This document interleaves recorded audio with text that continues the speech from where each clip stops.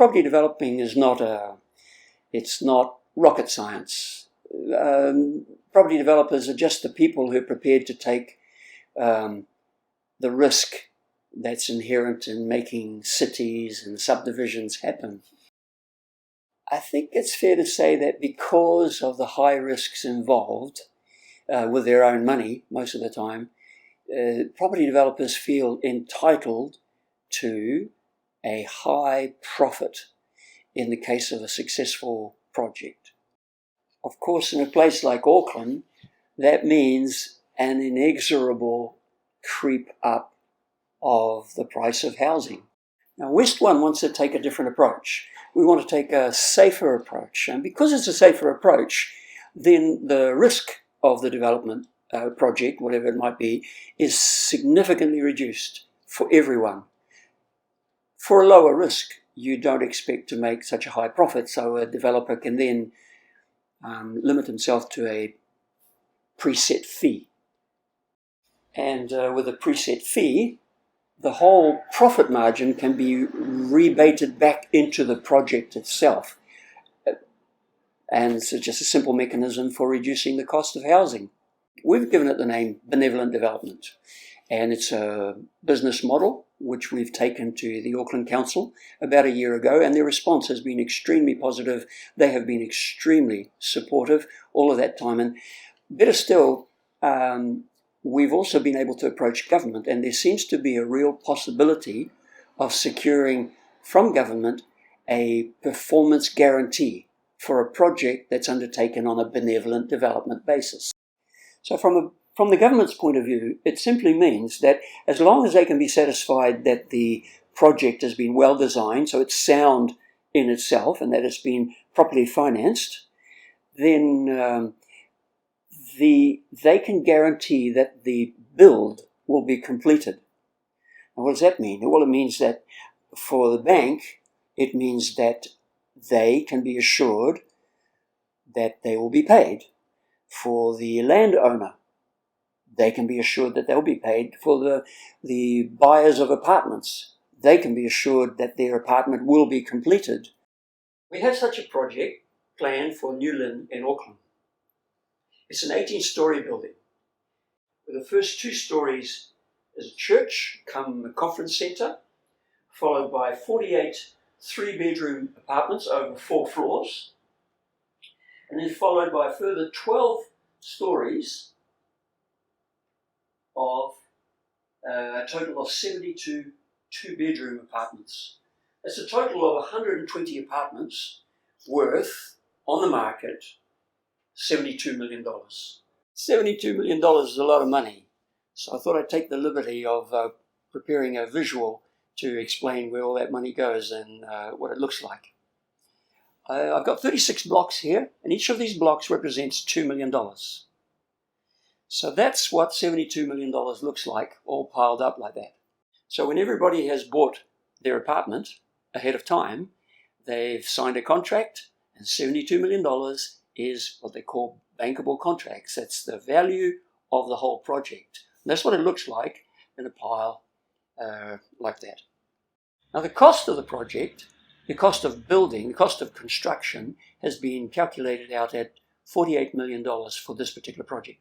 To give you a bit of a better idea, so that's $48 million out of a total of 72.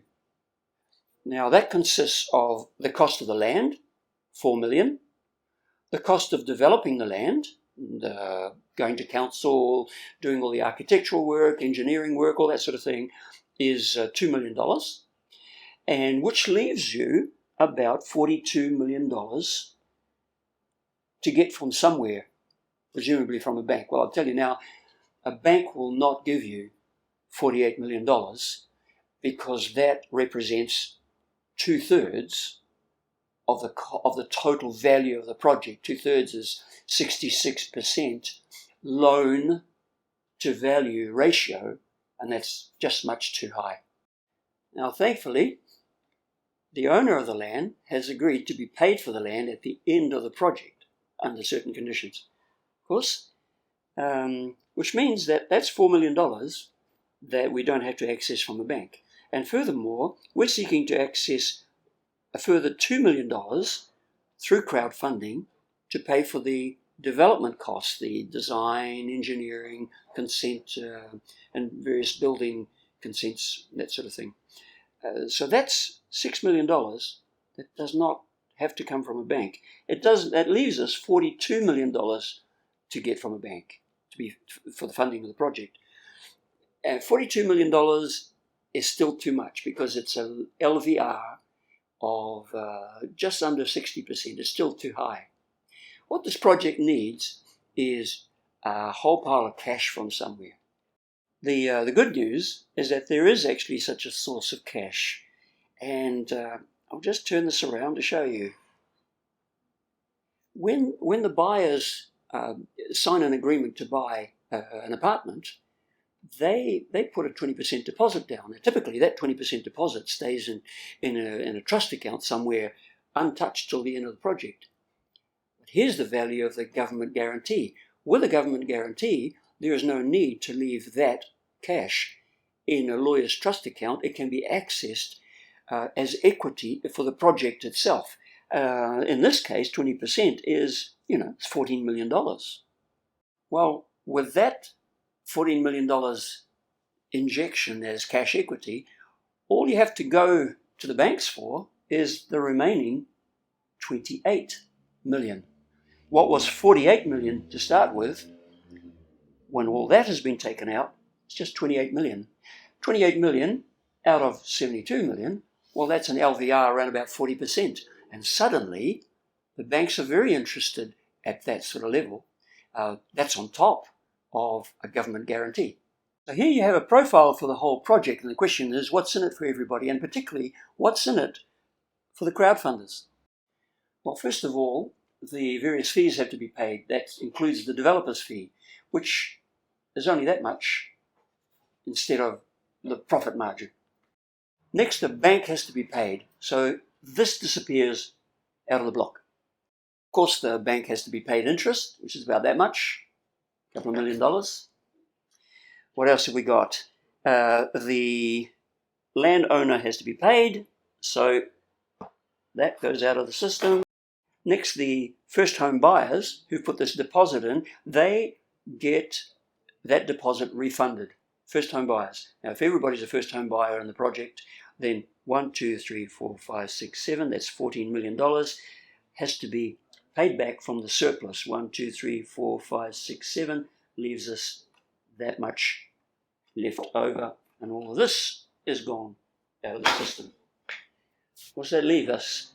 That leaves us the crowdfunders and money to pay them. We're using that surplus to pay a return.